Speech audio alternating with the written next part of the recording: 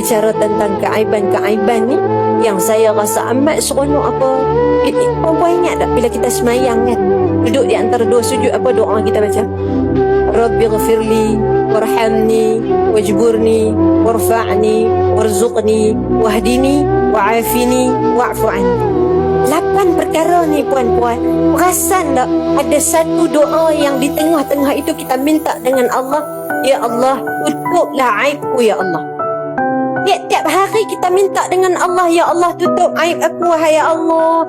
Tapi sayang 50 tahun kita semayang, 60 tahun kita semayang, 40 tahun kita semayang, kita tak pernah perasan pun mulut kita minta dengan Allah, ya Allah, tutup keaiban.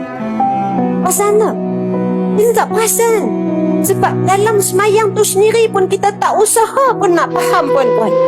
Kita cerita pasal mati ni, tapi persiapan untuk kita mati dalam semayang pun kita tak pernah perhatikan pada apa yang kita baca. Kita minta dengan Allah, ya Allah, tutup aibku ya Allah.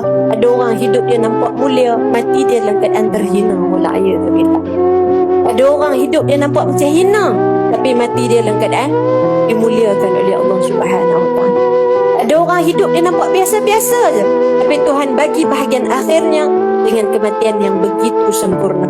Karena itu hari ini kita pesan pada diri kita puan-puan, hidup kita Allah tak nilai dengan bagaimana kita bermula, tetapi Allah menilai kita dengan bagaimana hidup ini kita akhirkan. Macam mana kita nak akhirkan kehidupan itu adalah dengan bagaimana kita inginkan kematian. Kalau kita nak mati kita dalam keadaan baca Quran, maka hidup hari ini kena banyakkan baca Quran. Kalau kita nak mati dalam keadaan sujud, maka hidup ini perlu kita bangunkan dan dirikan sembahyang. Kalau kita nak hidup kita mati kita dalam keadaan kita berlaku kebaikan, maka hidup ni kena banyak memulakan kebaikan. Cara dia. Itu bila kita berbicara soal kematian itu, pertama kita mulakan begitu, mempersiapkan diri kita untuk dapat husnul khatimah. Moga-moga Allah bantu uruskan segala keaiban kita. Pasal kita hari ni kita ingat kita baik, tapi kita tak tahu pun sebenarnya kat mana kedudukan kita. Kita kata kita semayang, tapi sebenarnya semayang kita kat mana? Berapa ramai orang semayang angkat takbir, mulutnya lafaz Allahu Akbar, tapi sebenarnya fikiran dia layang-layang. Jadi kalau nak mengharapkan semata dengan semayang, kita tak tahu amal kita kat mana. Sebab itu yang dipesan oleh para ulama hari ini, apa kesempatan yang ada untuk buat amal soleh buat. Kita tak mampu nak berceramah, kita jadi orang yang mendengar ceramah. Kita tak mampu nak tolong tulis buku, kita buatkan video-video yang bermanfaat, sharing-sharing live-live kepada orang.